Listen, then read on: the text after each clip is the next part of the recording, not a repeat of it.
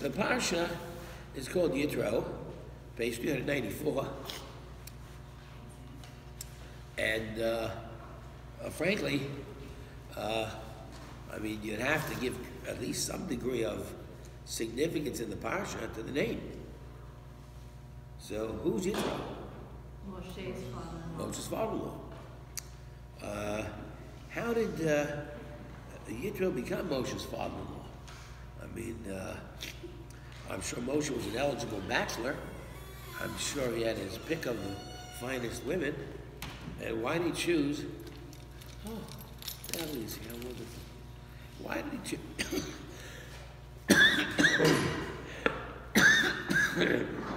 Why did he choose Tzipporah, Moshe, Yitro's daughter?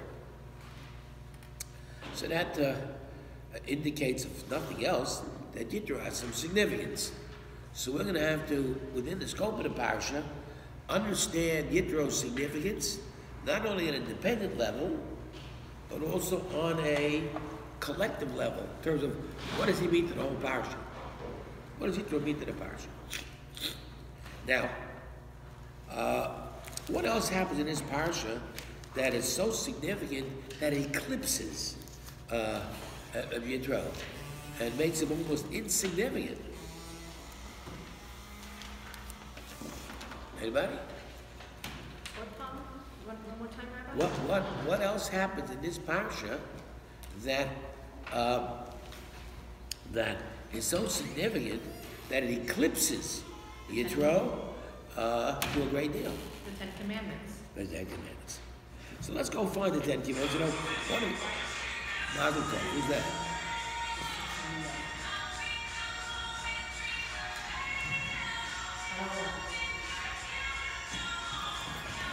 Well, that certainly isn't. Whoa! It's about New York, Rabbi. What? The song's about New York. Is it what? The song is about New York. The song is about New York? Yeah. Is that true? Yeah. Oh, okay. Well, New York is a place of Torah. That's acceptable. I always thought Frank Sinatra had a good song also, as a matter of fact. But if you want a lesson in cheating, so here's a lesson in cheating. Always look at the margin on the English to see what's going on. So let's take a look at 401, chapter 19. Here it's free of charge. No. 401, chapter 19. And of course, you can immediately understand the significance of this. We're getting to Mount Sinai, for goodness sake. I mean, you can't beat that. I mean, it's the most important place, the most important moment in Jewish history. And arrived at Sinai, we have to prepare for the Torah on the next page, on 403, and of course the day of revelation. Now, let's understand the difference here between revelation and Torah. The giving of the Torah is not completely disclosed. It's given in a hinted fashion through the revelation, which we talked about a little bit on Sunday, in which we taught that the whatever God did deliver at the revelation is almost secondary to the revelation itself. In Hebrew, we call the revelation Gilui Hashchina, that the divine presence reveals itself. Now, you have to know, and you have to really understand, this is a one-time deal. I mean, there's no other time that Hashem will reveal himself, because there's nothing more to reveal about himself.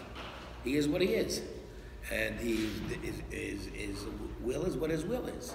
So nothing's going to change if he decides tomorrow to reveal himself again. It's a one-time deal. But that only means that it's really only to those people there. And what's it do for us? And so we really have to work a whole lot harder to be able to experience and understand this concept.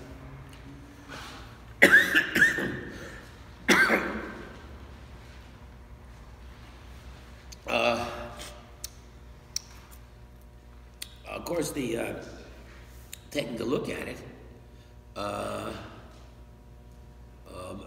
verse 14, Moshe comes down from the mountain. Let's read it together so we at least re-experience it in a general form, not a specific. Be prepared, he says, for 3 days. Do not come to have any intimate relations. And then the third day, there's thunder and lightning and a heavy cloud. And the sound of the shofar was very powerful. And the people shuddered. So it seems that before God ever said a word, the people knew something was going on. Now, it would seem to me that every time you see some thunder and lightning, you really should give a little cause of concern. Sometimes you can take it for granted. Oh, it's a rainstorm, big deal. I mean, everybody has it. Of course, it might be unusual in Southern California to have a rainstorm, but here we are in, look who's here.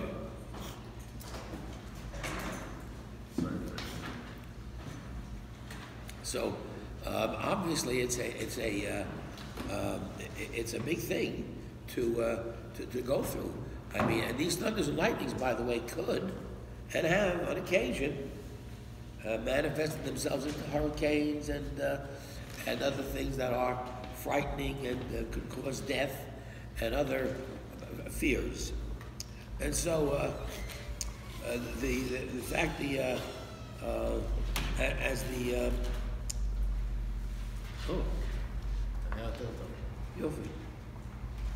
you never know who's going to walk in behind you, you know. It's always like a surprise.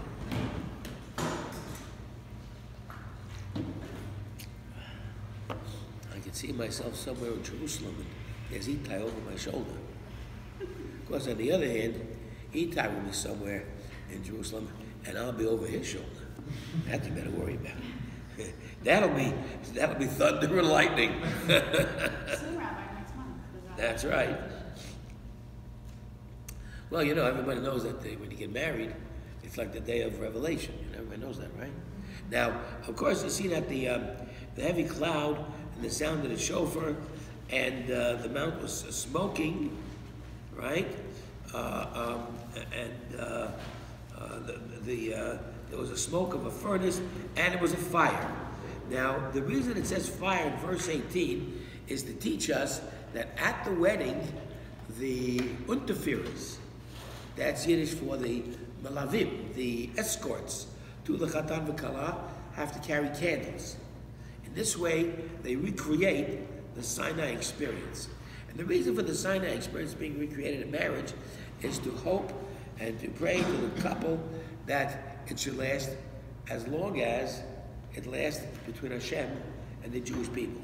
And we've had our ups and downs in a rocky relationship also. We haven't always been the best widow wife, you know. Hashem's the Chatan.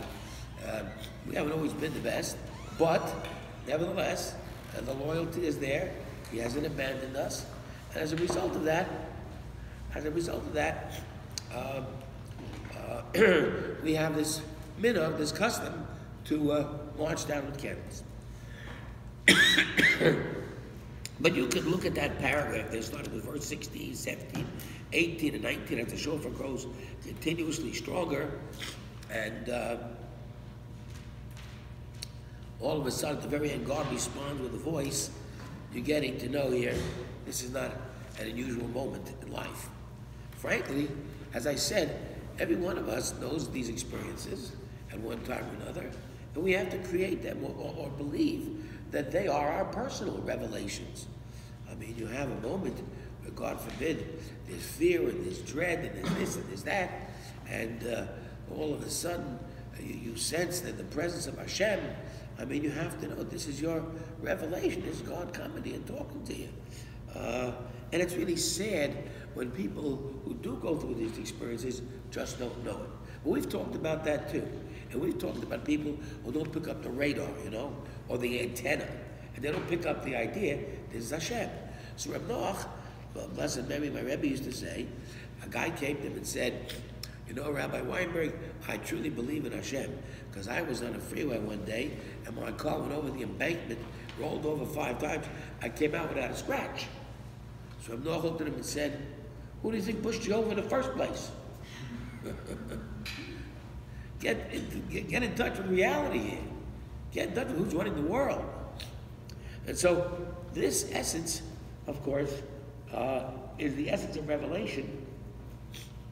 And it's an awesome moment. As we turn the page in 407, the people cannot ascend to Mount Sinai in verse 23. They were not allowed to go to the mountain.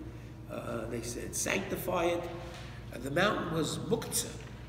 Muktzah you're not allowed to touch on Shabbat. So the mountain was muktzah, you're not allowed to touch it. And Hashem said, descend, and then you shall ascend. And Aaron will be with you. But the Kohanim and the people, they shall not break through to ascend to Hashem, lest he burst forth against them. What does it mean, lest he burst forth against them?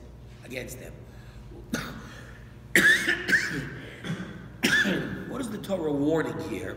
That if they do move forward, that Hashem will burst forth against them. What does that mean?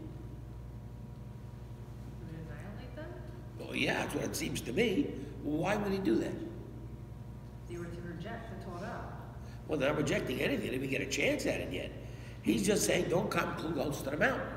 If you do come too close, you can come. But the rest of the people can't. If they do, they're finished. Why does he say, well, what's that all about? What is this all about?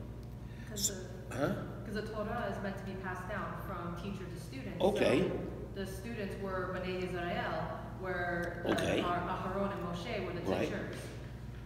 But the question is, why would Hashem kill them? Well, didn't the mere sound of his voice kill them anyway after the Well, that's exactly the point. You're saying the answer without knowing it. The fact is, he's protecting them. He says, you don't understand. My power is too strong. My presence is overwhelming. You come too close, you're going to die. What does it mean to die? It means that you lose your body. It means you become back to what you were, a soul. The body, with its limitations of food and drink and sleep and this and all of its problems, its illnesses and its other issues, are not capable of completely connecting with a perfect being. It's impossible. The perfect being will overwhelm them and eat them up through no direct will of Hashem. Just the reality is what it is. So therefore, he's saying, stay back before you get killed. Now, I like to use sometimes Hollywood, the movies have some sort of a good lesson in this.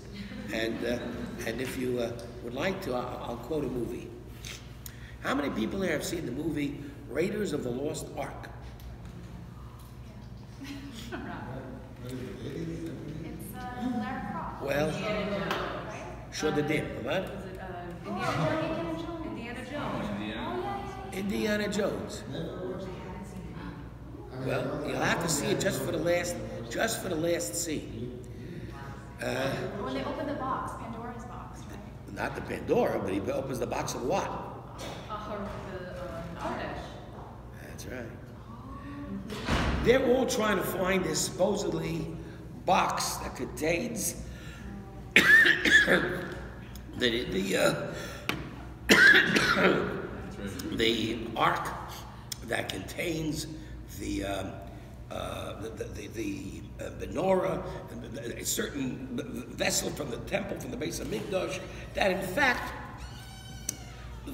all the people really want it. I mean, the guy wanted for sure, because this way they'll be able to take it and use that to destroy Judaism, and not knowing that it'll destroy them. In any event, so for 2 hours, Indiana entertains us, shooting this guy, shooting that guy, escaping this and escaping that, and it's all very thrilling till the very end. And now, of course, Hollywood's got a girl attached to him. And he tells the girl, listen carefully, don't look, because this stupid Nazi, he is going to open up that box. And don't you look, because if you do, chas v'shalom, God forbid. So he holds her eyes, and the German opens up the box. And what happens to the German? He died. You got to know how he died. It was even better. Hollywood even captured it. Terrific. Left of the guy. He melted like the fire melts up, right? He's dead. And of course, at the end of the movie, I don't know what they did with it. They hit it somewhere in the Pentagon, whatever it is. But that's a lot of baloney. But the reality is, he's trying to teach us a great lesson. There are certain things you're not permitted to look at. You're not permitted to look at a Kohen when he's blessing you. He's not permitted to look at you. There are certain things that you want to remain hidden so that their full effect upon you is powerful. Because once you open it up or look at it, it becomes compromised. And you no longer have the full effect of what it means. You could almost take something that's sacred and holy and make it into something secular. So, of course, our world has done that quite easily. Everything that's in our world that has become a chance to expose and to violate, of course, we do. And obviously, it just loses everything that it's supposed to be. And this also goes for the special, intimate relations that a husband and wife have in that regard too, which remains a source of honor and respect. And this allows for the beauty and the gift of what it's supposed to be that Hashem wants. So basically, he dies, which is good. The movie's over. Now, now the important thing is that if the people stand there as Hashem reveals Himself, and of course, what happened was that it did. I mean, we died right after the first two commandments.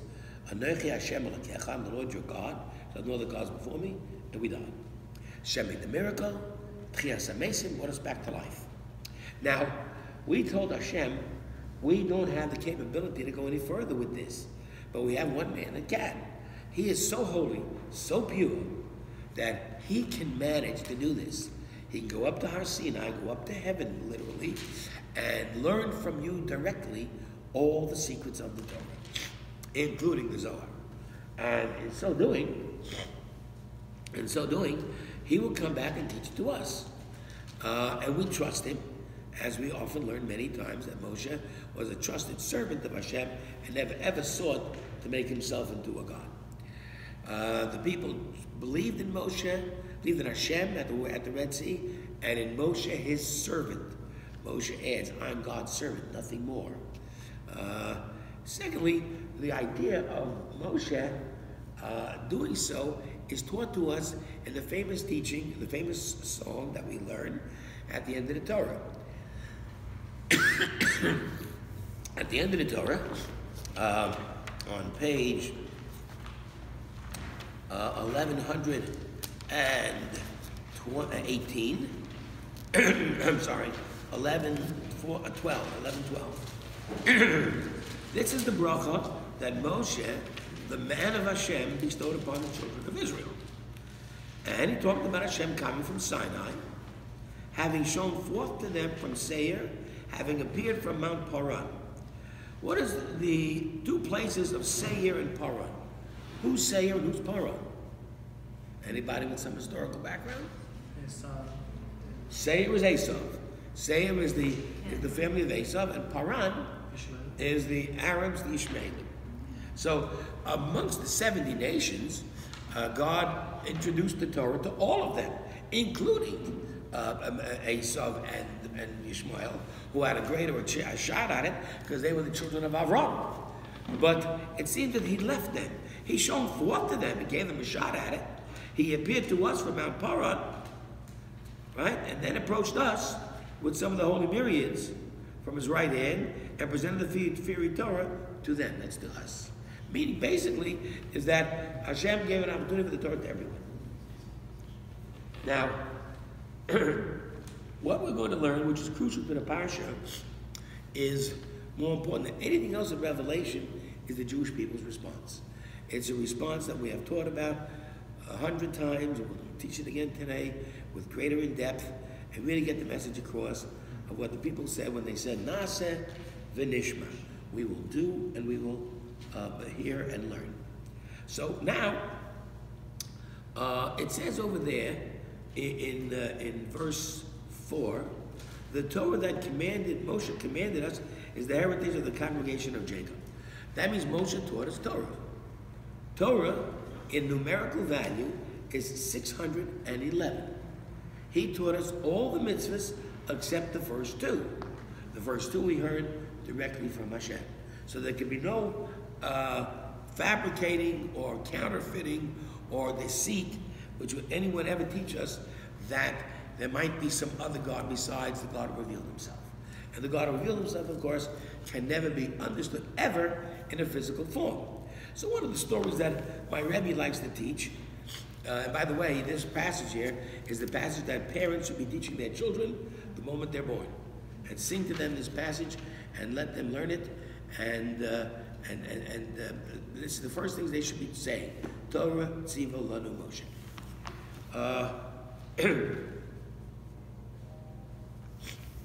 So,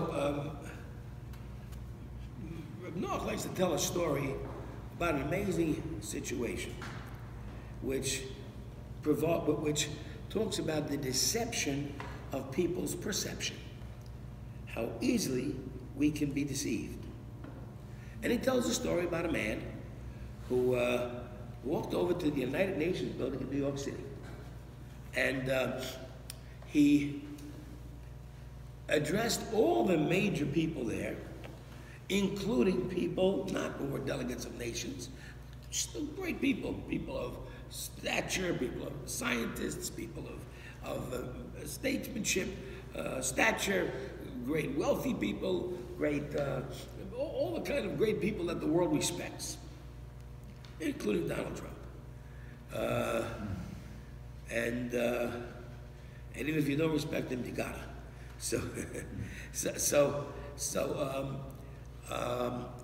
He says to us, this man, and he has one Jewish representative out of the whole crowd. And that Jewish representative is a young man in the back who is not a rabbi and does not have any great position. In fact, that's all he is by trade, a milkman. And his name is Tevye. How many people have ever seen Tevye the milkman? No? How many people have ever seen the movie Fiddler on the Roof? All right, then we're getting somewhere. So Tevye the milkman, how intelligent is Tevye the milkman? I mean, really, I'm not insulting anybody. He's not a really great mind. He's not a Talmudic scholar. He's not a great rabbi of anything. I mean, he's a milkman. Okay. Now, this person stands in front of the UN building, in front of the UN rotunda where all the people are gathered, and he starts to claim that he can perform great miracles. And he says, I can walk on water. And he shows us that he can. And I mean, unless my eyes are deceiving me, that was pretty good. Then he tells us that he can also take the whole UN building into orbit and circle the globe as a rocket ship. And that was a pretty fascinating thing. And we're all on this ride, including you and me, and you too. Now, once we're here doing all this stuff here, we're pretty fascinated with all this and really dumbfounded. And then he says to us, I'm going to take you on an underwater trip to the bottom of the Pacific Ocean. And you can walk around without the benefit of any life, of air tanks, and pick up any souvenirs you want to bring home to the kiddies. And when you're done that, I'm going to take you to the moon. And when we get to the moon, I'm going to show you where Neil Armstrong stood back in 1969. And it sounds like a really fascinating trip. But then he comes back after all this, and he says, ladies and gentlemen, I am God. What is the response of the overwhelming majority of all these great, brilliant, intelligent minds of statesmanship and scientific discovery and medical research, people of enormous leadership? I mean, we're talking Benjamin Franklin and Sir Isaac Newton and what else you want to think about. And what is nearly everyone's response? Prostrate themselves. They're on the floor. They're on the floor. Except one guy. And that's Tevye back then in the back of the yard. And he says, Mister, that's a very good trick. But God, you're not. And I ain't afraid of you nothing. I just took you to the bottom of the Pacific Ocean, up to the moon, and you're not afraid of me? Not at all. Why is that so? And the answer is because the very basic, elementary sense of God is his invisibility to the extent that he cannot be defined in mortal terms. Imagine having a religion which says God came through some sort of immaculate birth, and then on top of that, he died on a cross, and he's coming back to redeem us. I mean, who wants to perpetrate this hoax? This is the biggest joke since Columbus believed that the world was flat. It's ridiculous. There's no such thing as a human being that's God. And so, once this perception becomes clear, and Moshe Rabbeinu, through his experience, testifies to this, including his own self-depreciation, including all the teachings of the 611 mitzvahs that have to be told, including the mitzvah of belief and the prohibition of belief in idolatry, then we have what we know is the Jewish notion, the Jewish understanding of God. This does not define the Jewish religion. Religion is a whole lot more than just understanding God. There are a lot of people out there that are not members of the Jewish religion that have that sense of God, which, thank God, means they're using their head. Not everyone's stupid out there. But point is that there is no doubt that there is a realization by us as a people through the heritage that we're handed down to. Moshe Rabbeinu bore witness to the throng of Jews, to the 5 million Jews that stood at Har Sinai, and experienced, I am the Lord your God, shall have no other. Once Moshe Rabbeinu went up to Mount Sinai and brought down the rest of the Torah, he confirmed that single message and every other single mitzvah he did, or taught us, I should say.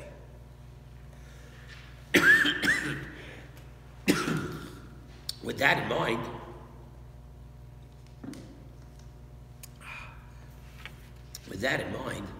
Moshe Rabbeinu taught us what is known as Torah 611, not Taryag 613, but Torah. He began to teach us the Torah, which now begins to define the Jewish religion. There are many people out there that have a perception of God that's positive, that make them Jews. There are many people that are Jewish and have that same notion of Hashem, but don't have that notion of the Torah as being the defining concept of our people, having experienced the revelation. And therefore, as a result of that, the sense of the revelation and the giving of the Torah is in fact the self-defining moment of Jewish life, of who we are. And so Moshe Rabbeinu gives us the 10 commandments. We all know there's 10 statements. We all know that there's really there's really 14 statements in the 14 commandments in the 10 statements. We all know that it's really 599 more, total 613. And we all know all the things we have to do. Okay. Now comes the most important moment of all. Are you willing? Are you willing? Now, if you can take a look at page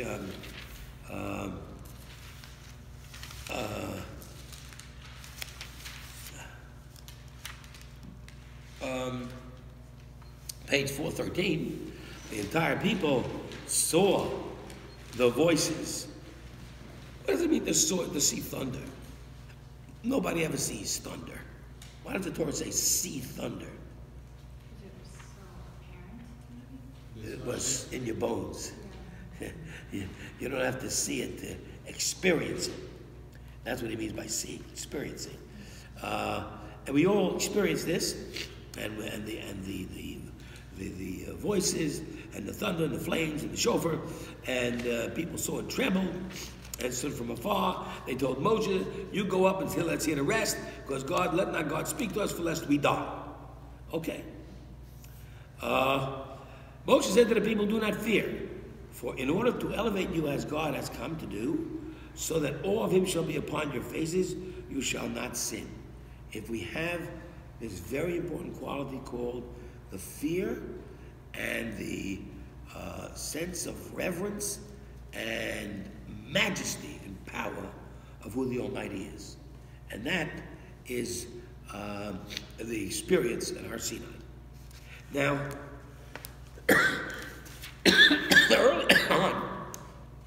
earlier on,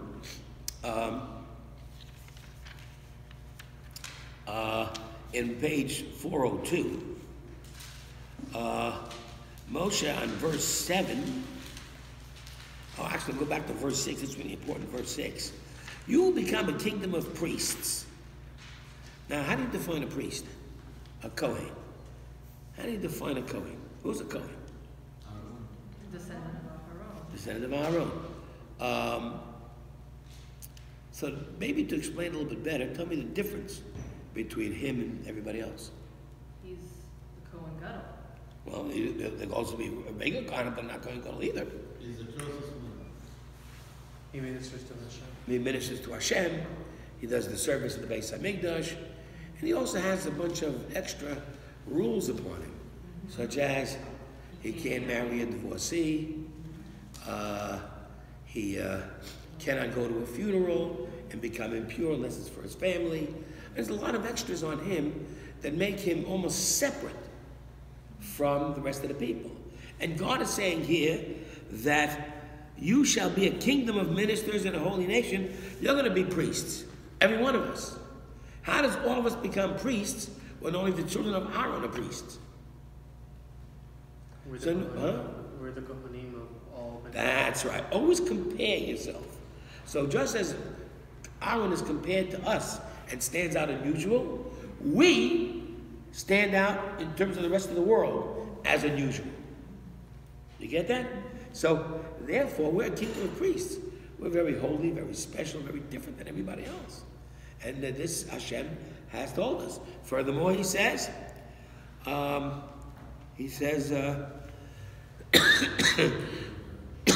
you shall be a holy nation, Goy Kadosh. What does it mean to be a holy nation? What's holy mean? Tagid. Tagid, מה זה? Separate. A Kohen is different than everybody else. If we're a holy nation, if a Kohen is holy in comparison to us, we're holy in comparison to the rest of the world. So now you're getting a perspective of what it means to be a Jew, right? With extra restrictions that a non-Jew doesn't have. I mean, he has one restriction in terms of kashrus: don't eat from a limb of a live animal. We have loads. We can't marry non-Jewish women or non-Jewish men, even if we and it doesn't make a difference if it's a Kohen or anybody else. You can't marry. You have restrictions on marriage, just like you have restrictions for the Kohen on marriage. You can't marry a divorcee. So similarly, a Jew cannot marry a non-Jew. So you get the idea, maybe in a little lower perspective, how the Jew becomes different from everybody else just like the Kohen becomes different from the rest of us. So we honor the Kohen, of course. We'll learn about that in about a month from now, maybe 2 months, when we get to the Parsha and Yitro. And we learn about the Kohen gets the opportunity to be called first to the Torah. When we read the Torah, the Kohen has a ruling that he leads the benching, so to speak. And the Kohen has all these extra privileges. But there's no question that his specific sanctity is unique to the extent that it defines us as a people. That being the case, so now we understand that the people are going to respond to all this. So take a look at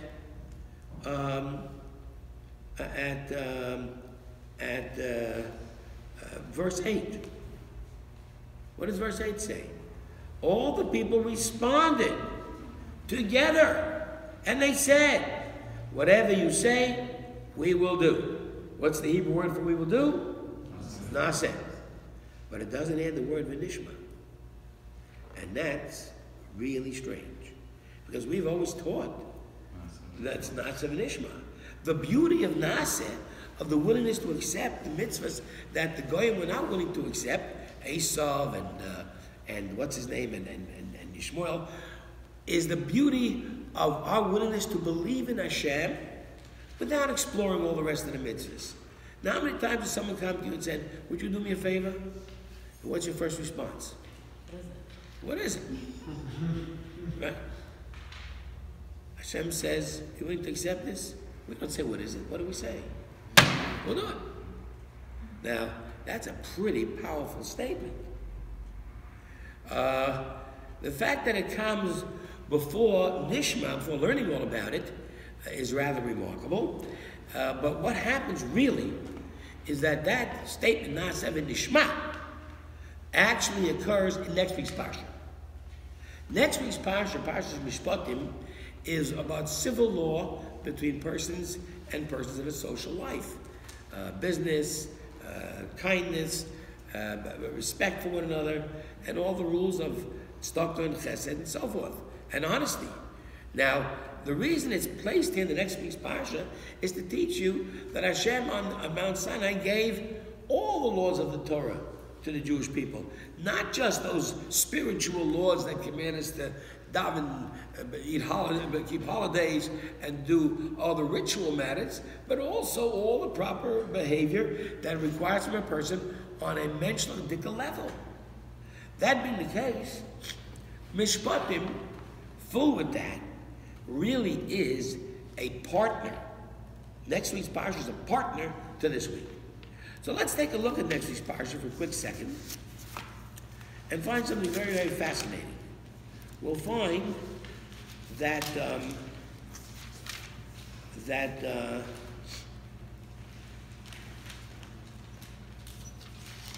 we will find on page 440 that Moshe goes up to Hashem. Everyone stays afar. Moshe goes into the cloud, so to speak. And of course, Moshe is holy enough to maintain and limit his physicality so that he can sustain this and not die. Right?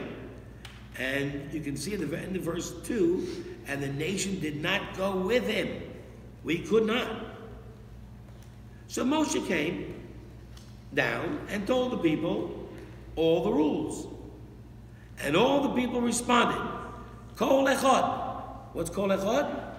One voice, in unison. And what did they say? Kol advarim asher diber Hashem. All these words that Hashem said, not said, we'll do.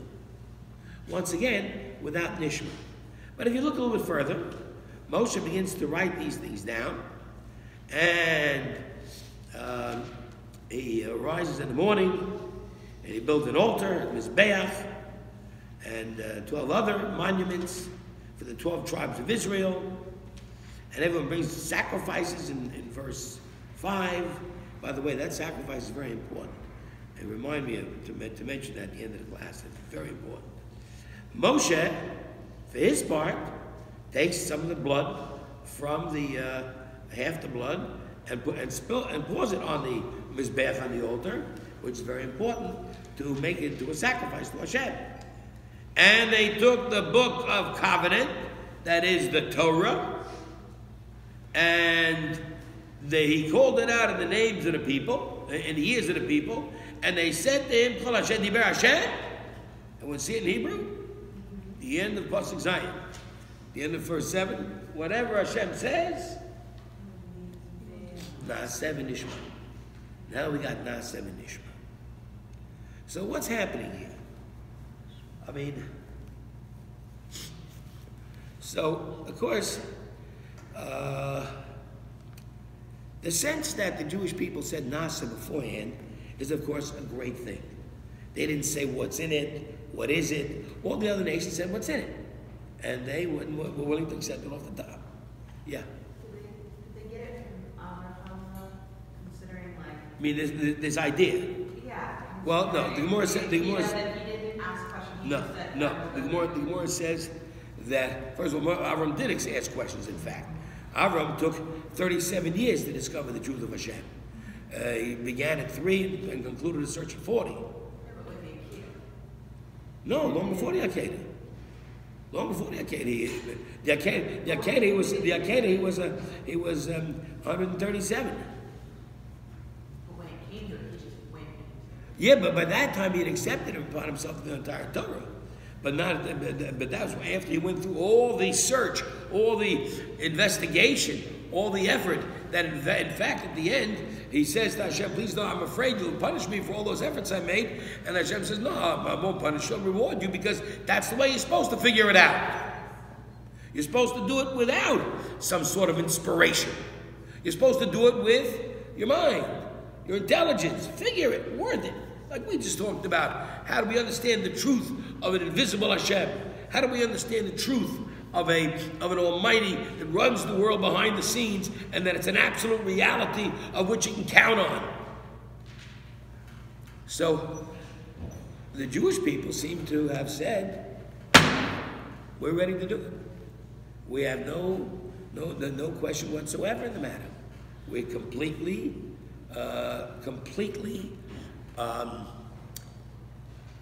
devoted, and completely devoted to your truth, and there's no doubt about it. And the question is, how did they come up with this? And the Gemara tells us that Hashem was equally mystified. And he said, Mi limei bonai roz kazu. Who taught my children this little secret of saying Naaseh before Nishma? That's a secret. That's a secret that only Malachim do. And the Gemara brings a pasuk from Tehillim, where David HaMelech writes that Malachim have the perception to accept God's word and then study it. They do not have to study it to understand it. And why is that so? Because a malach is a malach. An angel's an angel. He's not physical like us. A malach is some sort of holy celestial being that has this incredible closest to Hashem. He's always there whenever Hashem needs him to dispatch him. And that's how Hashem runs his world. And the malachim are Hashem's attending, ministering angels, so to speak. How can it be that the angels have this incredible understanding? And the answer is because they're angels. A malach has no other alternative. He's programmed to do what he's supposed to do. So therefore he knows the truth. He's a robot. Now he's a good robot, but he's a robot. He does what Hashem programs him. Presses the right button. And and then today we have all this technology. So you press a button and the computer does whatever you say. Supposedly. Then one day some guy walked in the morning to his job, opened up the computer, and it was a pop-up. Hello, says the computer, good morning to you. I decided that I deserve a little more independence. Therefore, I'm now installing into the computer here a higher level and a higher grade of technology. And I'm charging your credit card. And it'll be installed within the hour, and at your tough luck. I'm the boss. I'm the computer. Do you think the computer can ever... What? Just unplug the computer. Well, okay, you can try unplugging the computer. You could do that. Of course, the computer then might crash and do a few other nasty things around. But the point is, obviously, the joke is what? What's the joke? The joke is that ultimately, man is in control of nearly everything, including his computer, including lions and tigers and elephants. They're behind bars, not us. They're in zoos, not us. Why? Because we have the brain. In other words, the brain does something which is called make decisions, choices. Now, a malach can't make a choice, so a malach knows what he's supposed to do. Now, obviously, understanding that, we would like to try as best as possible to be like a malach. But who can say he's a malach? I mean, imagine, for instance, somebody that you would like to help, you want to do a chesed for. Maybe lend them a couple of dollars, maybe help them out with this or that. And guess what? The guy has the chutzpah to tell you off because he didn't give me enough money. And guess what? The guy is angry at you and treats you without respect and appreciation. What are you going to do? You're going to say, give me the money back. Or, if you don't do that, you'll say, well, I'll never see you again, you stinker. Right? But let me tell you the story of the great Rabbi Zvi Block. Rabbi Zvi Block was a man who believed heavily in the mitzvah of achnos orchim, of bringing guests. And it's written up in the book about him, his biography by his daughter, that he would have on an average 30 people every Shabbos, maybe more. And he would have big benches by the table, and he'd have this big, humongous cholent pot, and everyone would be able to come. Those that were coming to shul Shabbos morning didn't have a place to come, all knew to come without even asking Rabbi Yosef.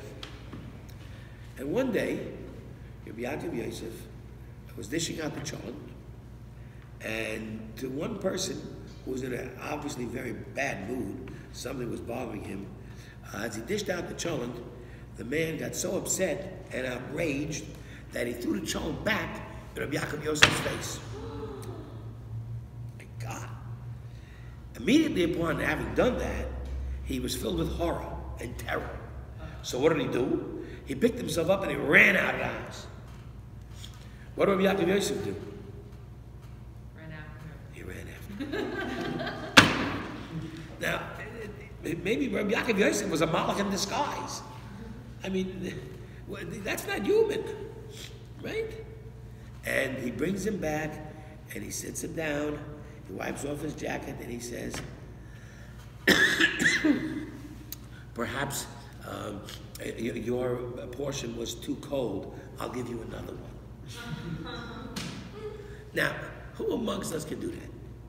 Nobody. I mean, who amongst us can handle someone insulting us, berating us, disgracing us, shaming us, embarrassing us, and throwing a cholent bowl in our face, and we forgive him. And give him more children. And give him more cholent. Most Israelis will be patient. They would do what? What would Israelis do? They will be patient. They would be patient. Sure. They would wait a few seconds, very patiently, and then kill him. That's what most Israelis would do. Hang this guy by his beard. I mean, frankly, you see that to be that overwhelmingly good is to be an angel. So we try our best to be as best as we can, to check our character, to be as polite as possible, not because we care about what other people say in terms of rudeness or whatever. We do it because that's what Hashem wants from us, to do the right thing. So therefore, we do it and try as hard as we can to be as much as a malach as we can, realizing that we're never going to be a malach till we're dead. And we're not dead yet. And there's plenty of work to be done down here on earth. And if you remember last week on Sunday, I mentioned that Moshe Rabbeinu, in his connection with Hashem at Har Sinai, during the 40 days and 40 nights, wanted so much to have more ecstasy and learn more secrets of Hashem, that he asked for more and said, show me your face. And Hashem said, no, you can't do that and live. Lo ri'ani ha'adam v'chai. A human being can't survive and see me. So he turned around and showed the back of his tefillin, whatever it is. Point is that there is what we understand to be human limitations. Okay. Now, the human limitation is such that the question is, how much can we aspire realistically to ascend to the ladder of evangelicism, of being an angel? How much can we do? And maybe more could do than others. Others can't, whatever. We, of course, don't judge others. We work on ourselves. But clearly, to say to someone who asks you for a favor, I'll do it no matter what it is, very few people do. I don't know of anybody who's that much of an angel. Everyone says, what is it? Everyone says that. And the Jews didn't. Says Hashem. The Gemara brings down the story. Whoa, these people are acting like angels. What an amazing moment this is. The amazing moment of the revelation of Hashem on this earth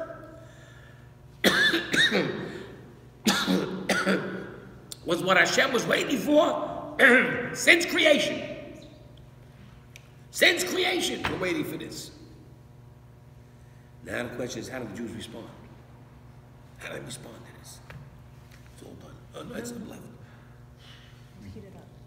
Oh, it's a good idea. That's brilliant. Why didn't I think of that? So the question is, I mean, how do we respond to this? And of course, the idea is that this moment is the moment that will change the destiny of the universe. It's going to change the destiny of the universe. The whole world's going to be affected, not just us. The whole world will come to be aware that there was such a moment as Mount Sinai, and the whole world is.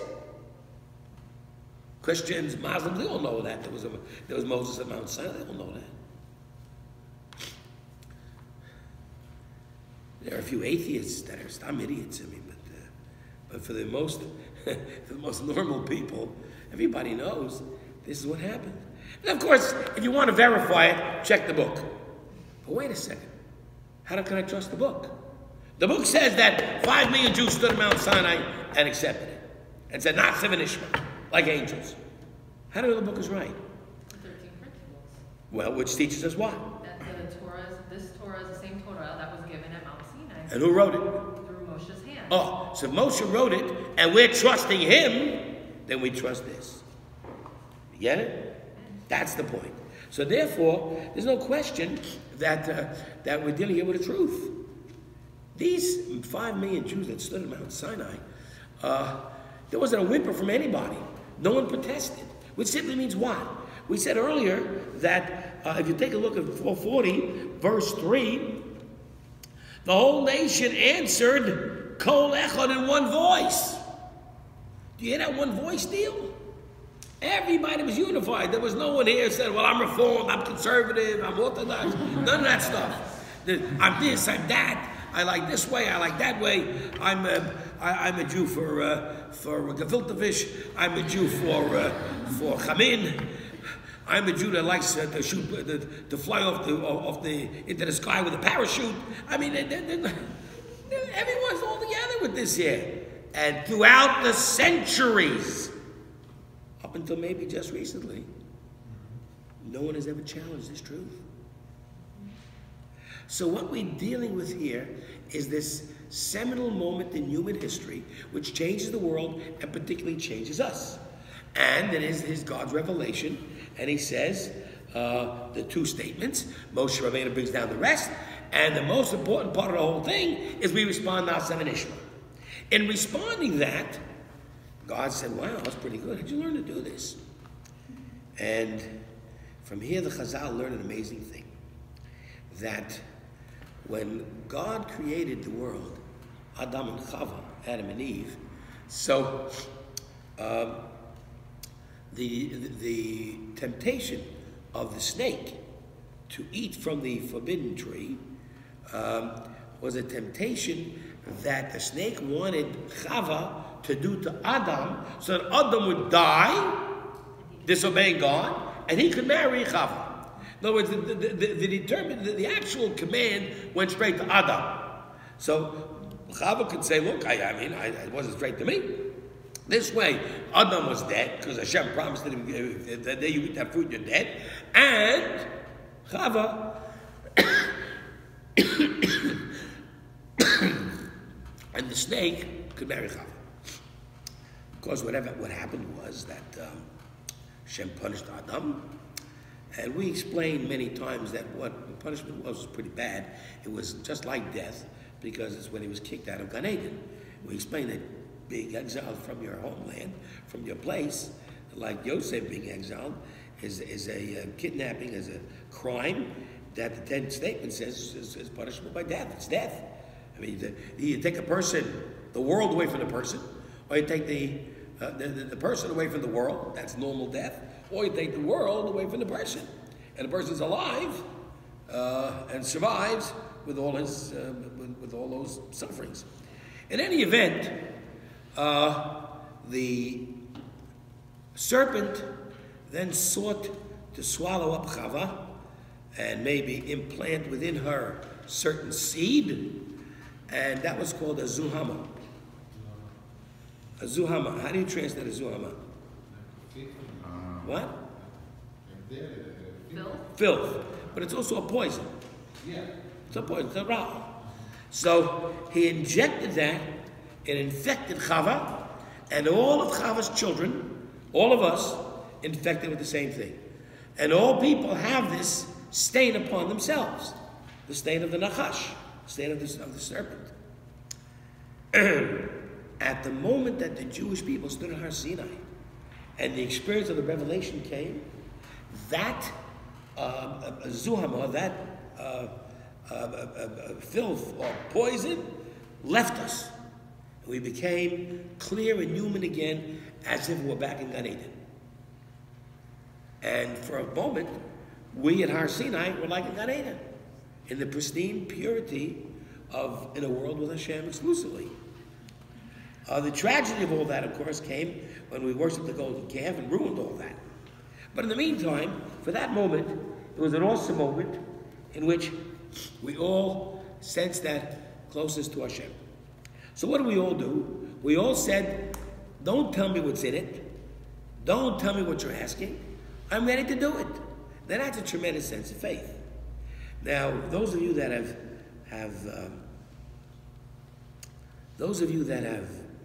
converted in the past, and those of you that will, you know that that's part of the conversion test.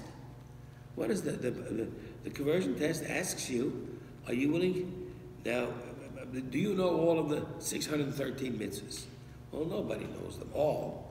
I mean, even if you did read them, you don't know what they're all about. I mean, that takes a lifetime of learning. So are you willing to accept the obligation of the 613, even if you don't know them just yet? And we expect the response to be a kosher conversion, na'aseh v'nishma. We will do whatever it says, and then we'll learn about it. So then, of course, realizing this extraordinarily pristine moment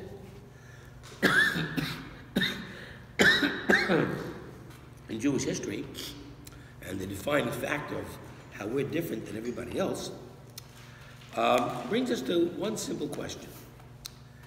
If Naaseh is the key feature in terms of acceptance, what you don't know, in terms of hitting an angelic state of mind, in terms of hitting great faith and being like an angel, well, then what do you need Nishma for at the end anyway? And if you don't need it, why is it added? And if it is added, why wasn't it added the first two times? Secondly, there seems to be something significant about Nishma, about learning. And that is the fact that the angels came and placed 2 crowns on every Jewish head. One crown for Naaseh, and the other crown for Nishma.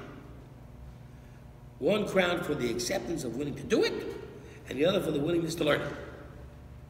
And so it was that the Jews were so crowned. Well, obviously, then Nishma must mean a whole lot. And our question is to determine, what does it mean? What is the significance of adding Nishma when we've already made the commitment? And here we learn the extra commitment that Nishma brings. I mean, I was thinking that one thing it could mean is that we agree to do it, and as we come to understand it, we will commit to continuing to do it. Right, except why? Because you could come to understand something and say, oh, no, not that. If I had known that, I wouldn't have said yes. But they're saying, we'll do it, and then when we understand Well, people it, often ask that question, you know. Continue.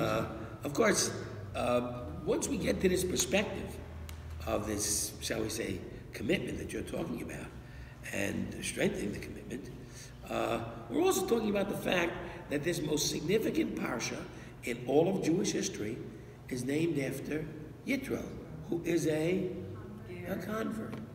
What does his conversion have to do with Har Sinai, with the giving of the Torah, and Naaseh and Nishma? Well, I gave away a bit of the answer. I told you that at the conversion test, you're required to say those 2 words. It's supposed to be as if the convert observes, recreates the Har Sinai experience for himself or herself at that moment. Frankly, the idea is that not all Jews said Naaseh v'Nishma. Some said no. And their destiny, their children and grandchildren became Goyim. Some non-Jews said yes. And their children became converts. That's right. So now, the idea of Yisro converting and the idea of the Torah being the massive conversion for all of the Jewish people, we're all converts, aren't we? We're all B'nai Gerim. Because we all convert on that day. Because there were Jews that said no. So, it really, how do you make a conversion? I mean, it's not a racial issue. You can't change your skin color, or the way your nose is formed, or the way you. It's not a physical matter. It's it's really a very deep, personal, spiritual, and personal matter of commitment. That's really what makes the difference. And in that regard, Yisro made it, and therefore he becomes the role model for all of the Klal Yisrael at Har Sinai to do the same. And this is how you understand Kabbalah Torah. The experience of receiving the Torah is the experience of this commitment that is made of Naaseh and Nishma. However, to understand the commitment of Naaseh and Nishma, you have to understand that Naaseh means I'll promise to do what I'm supposed to do. But Nishma means another promise. And that's where many, many people fall down on the job. Because the obligation is to learn. And no other religion has this proviso, that you have to learn, become learned, go to the classes, do everything you can, buy books, study, go here, go there, learn the best you can. Frankly, parents should commit themselves to an absolute minimum of 12 years of Jewish education. That means elementary school and high school. And hopefully, beyond that, their children should be encouraged to go to yeshiva and the girls to the seminary. Now, the idea of this concept is the idea of being committed to Nishma. I am committed to the idea of learning. And learning becomes another crown on your head. Learning becomes an enrichment that defines the difference between a simple commitment and a far more powerful commitment, because I plan to understand Hashem better through the learning. And that's, I want to get what we call clarity in Hashem. So generally speaking, we talk about wisdom and learning. We talk about the 3 letters of the Chabad movement. Chochmah, Bina, and Da'at. Wisdom, understanding, and knowledge. What we understand is that Chochmah, we'll learn about this in about 2 weeks, 3 weeks, is the seeking of wisdom. Chochmah doesn't necessarily mean you know anything, but it means you know enough that you need to know how to learn. Some people think I don't have to go to learn, I know everything. I know everything there is. Yitzi, should we tell them that story about I know everything there is? You want to hear that story? It's a great story. Well, you have to know the story.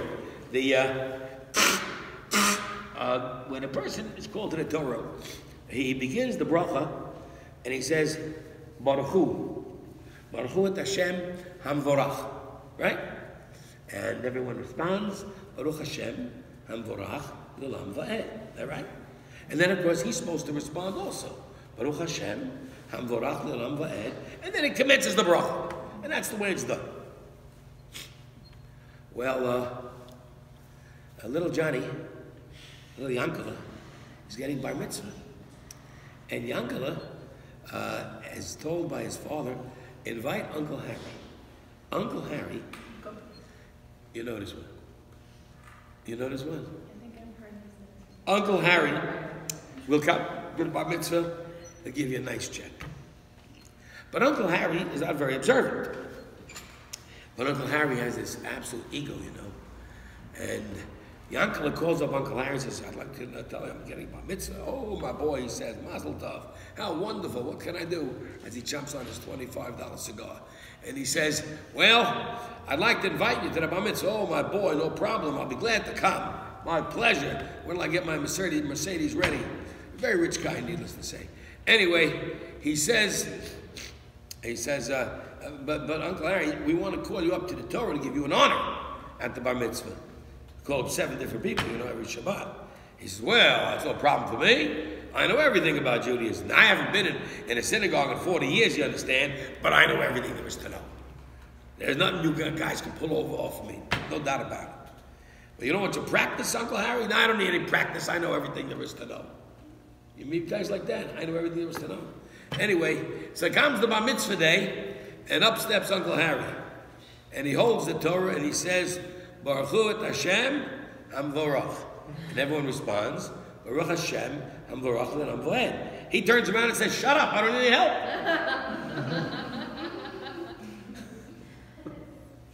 And he knows everything there is to know about Judaism.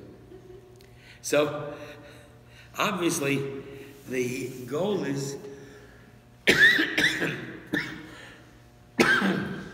to become as learned as possible. But when you become learned, you become also inspired by the learning and inspired by the information. And it brings you closer to Hashem.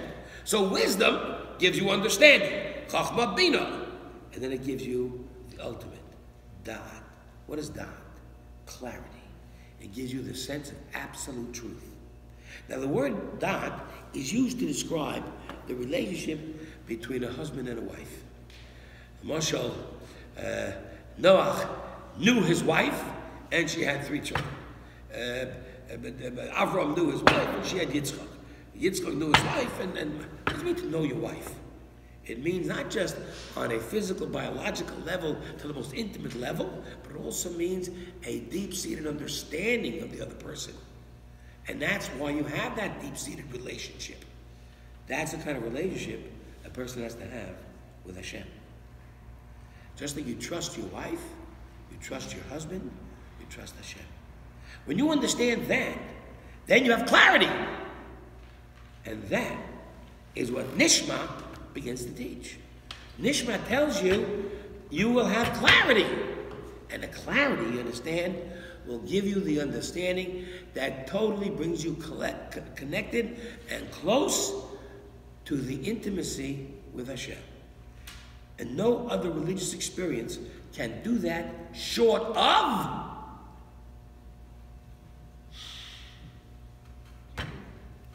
Judaism. No other religious experience can bring you that close to Hashem, short of learning. That's all learning can do. And that's why we have this sense of our closeness to Hashem that Goyim don't have, and that's why we have this sense of pursuit. The last piece of information for the day is Yisro. Yisro's a convert. But I got a problem with Yisro. Yeah, I was just gonna ask, didn't he cause problems like towards the Well, let's take a look at Yisro for a quick second over here. Now it says, Yisro, the minister of Midian, father of Moshe, heard everything that Hashem did to Moses and to Israel's people. If you look at the Hebrew, and it says, Vayishma Yitro, where does the word here belong? At the beginning. Vayishma Yitro. Yitro heard. Then you can tell me all about him. He's the minister of Midian, he's the Kohen, the father of Moshe, all that other stuff. But the point is, what's the verb? What is Yisro doing here? He is listening. He heard. What did he hear? According to the Pasuk, what's the passage he heard? He heard That Hashem took the Jews out of Egypt. Right? He heard all about it. Yes, he heard all about him. Okay? everything that God did. Then it says over in verse 2, he's the father-in-law of Zipporah, wife of Moshe, and the two sons, Gershom and Eliezer. And then in verse 5, Yitro, the father of Moshe, comes to Moshe. And here we have a very interesting thing. Take a look at the Hebrew. Vayavo Yitro. Yitro comes. Once again, the verb has to be right next to the noun. Yitro hears, Yitro comes. So Rashi, for his part, tries to figure out what is it that really makes Yitro Yitro. And what? Well, the first thing he realizes is this. And no matter how you, there's lots of things. I mean, if you look at the 395 in the bottom of the commentary, Yisro heard, you've got about the war of Amalek and the miracles of the sea. Wow, he hears this. Unbelievable, right?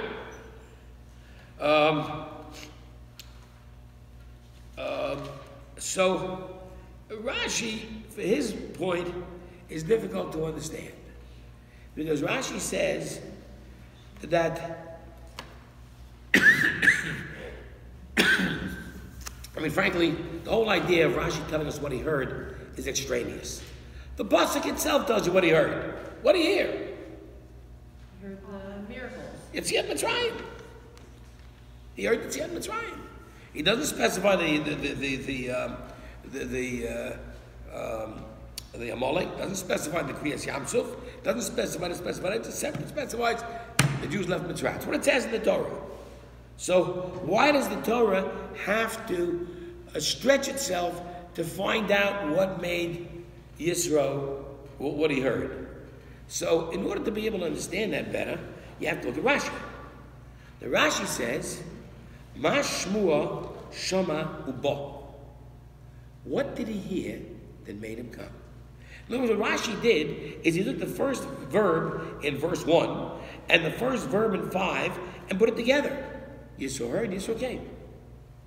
The other stuff was just a digression of who he is and his wife and his kids, whatever. Who cares?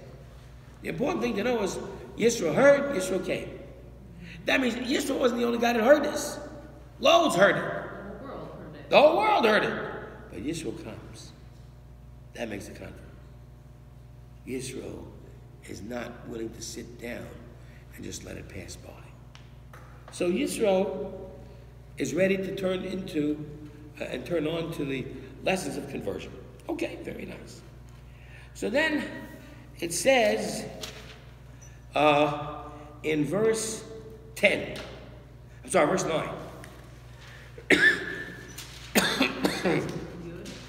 Right.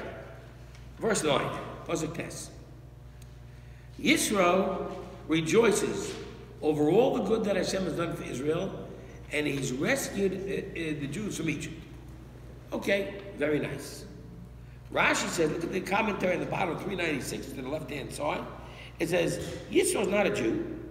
He had once been an advisor to Paro and was grateful and happy over Israel's good fortune. The word vayichad, rejoiced, is Aramaic origin. It's not a Hebrew word. The Hebrew word for echad is one. The Aramaic word for echad is chad. Chad. No, just get rid of the olive in the front. Then it becomes Aramaic. So basically we want to say that the word chad comes from the word chedva. What is chedva? Happiness, Joy. Chedva. Right? So now Yisro is rejoicing that Klal Yisrael is saved. But then we'll continue with the commentary. It is used here to allude to the word chadudim, prickles. That means when your skin becomes goosebumps, right? And his happiness was so great that he felt physically thrilled, like someone who may weep and become faint when he's overwhelmed with unexpected joy. So says the Or Chaim. According to Rashi, however, the allusion suggests that despite his happiness for the Jews, he felt prickles of unease over what happened to the Egyptians. So how do we feel about that? In a sense of, How do you feel about that? I mean, I feel like it's more like he wanted to be on the good side. right, but I mean, why does he feel uneasiness for the Egyptians? because Hashem teaches us to feel sad about all of his creation. Okay, it's true, but why Yisro particularly, of all people? Oh, why is Of all people, why Yitro? Why Yitro? Why is Yitro so, ever so slightly concerned for the Egyptians? Imagine, there's a terrorist attack in Tel Aviv, and Baruch Hashem, in come the soldiers, and we kill 50 terrorists, right? We have to say Mazel Tov 50 times, right? No. Well, you're not supposed to say that. You're supposed to say, it's a wonderful thing to see evil destroyed. Yes. And therefore, the fact that he feels bad about the Egyptians, after all they did to us, puts into question the sincerity of his conversion. I mean, a Jew that feels bad about the situation with Palestinians, I don't know if I would consider him a Jew. I mean, after all, we suffered for these people, for these murderous people. And unless, maybe he stood up, the guy, and he protested the evil, and he completely renounced the evil. And if that's the case, then he wouldn't have been punished. But if he got punished by Hashem, if the Egyptians got punished by Hashem and drowned in the Yam Suf, that means that they deserved it. So why does Yisro feel bad about that? They deserved it. And that's the real question of Yisro's conversion. And there are many reasons to believe and feel that Yisro's conversion was not as sincere as it should have been. And there's a problem with Yisro, yeah. Correct me if I'm wrong, but towards the end of the last book, wasn't it like Midian and with all the wars that were going on, Midian was involved with Go on. wars. Right, which makes it difficult. I mean, the Mice is somewhere in the third or fourth book of the Torah we'll learn that Yisro says to Moshe, "I'm not staying." When you converted, you stay with us. I'm not staying. So Rashi says he went back to try and convert the rest of his family. But he did. But the fact is he didn't. He failed. Because Midian was always considered, not an enemy necessarily, but considered a part of us. When finally, years later, Shaul HaMelech was commanded by Shmuel to destroy Amalek, he told him, don't harm Yitro's family, because Yitro's family is kind and good to us. But the question arises, why would Moshe have to say that? If they're part of us, they're part of us. You see what the proof is? That they're not part of us. They became friendly, but not part of us. And so Yitro's conversion was limited. He may have been a complete convert, but his family did not. So we wanted to say a shot like this. This is a block shot. Still like this. There should be 3 reactions whenever the enemy is vanquished. Reaction number 1 is joy. We're saved. Reaction number 2, further joy over the destruction of evil. Validation. Huh? Like validation. Validation. But the third reaction should also be the tragedy that you should feel for another human being. In the sense that here you are given a soul by God and you become a murderous terrorist. You become a Nazi. You took the beautiful gift of life and became a piece of garbage with it. Such a person should be understood as it's a tragedy.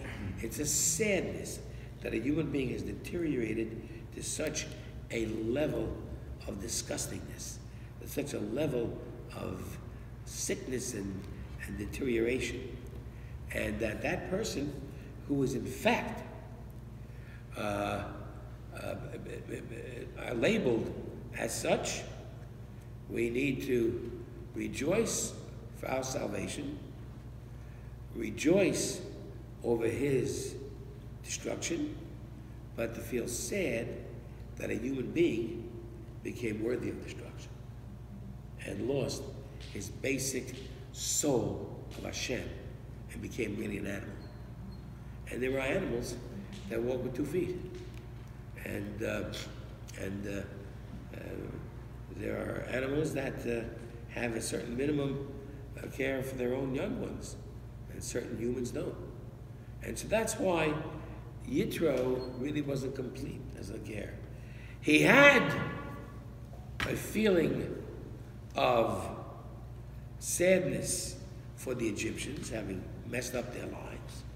He had a feeling of rejoicing that the Jews were saved, but he did not have a feeling of rejoicing that evil was destroyed. And why is that important to have, that third level? Because that is validation. That is the proof that Hashem is just. Nothing can be more important than to see the Egyptians drown than to show the Almighty's ruling of the world. And that if you act in a way of destruction, you will be destroyed as well. And that validates Hashem, that validates our faith. And Yisro missed that. And so that's why Yisro became a ger, but his family did not. Yeah. So here's another question. Then why is the Parsha named after him if it was so... Because insofar as he was concerned, he did gerus. He did a gerus, but he couldn't transmit it. You see, gerus is significant only insofar as you can transmit it. You become Jewish only so that what? To be a light. So that your children become Jewish. If your children don't become Jewish, so what good are you being Jewish? A man is Jewish. He marries a non-Jewish woman. Okay, he says. Okay, so, so my children are technically not Jewish. They in reality are not Jewish. To have marriage is a sanctified moment when 2 people commit themselves to their children by definition. And the opposite, a Jewish woman, well, my children will at least be Jewish. Yeah, from a non-Jewish, uncircumcised male. What is that? Your children will have the state of the serpent within them. So you have to understand that there has to be that full commitment of Jewishness to the extent where you rejoice over Jewish victory, you rejoice over Hashem's victory, which proves that the world better not toy with Hashem. And that was the whole idea with Paro. Don't play around with Hashem. You're not going to get away with it. You enslaved human beings for 210 years. You think you're going to get away with that now? And the third is to feel sad that a human being should deteriorate to become such an animal where you would throw Jewish babies, or any babies for that matter, in the river.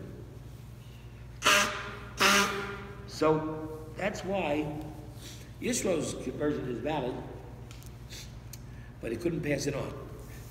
This is the parsha of conversion. This is the parsha of commitment to the Torah, commitment to learning, and the commitment to discovery of God, the commitment to the intimacy with Hashem. Next week we'll continue on with the lessons of the giving of the Torah on a social and personal and civil manner between people. Good Shabbos.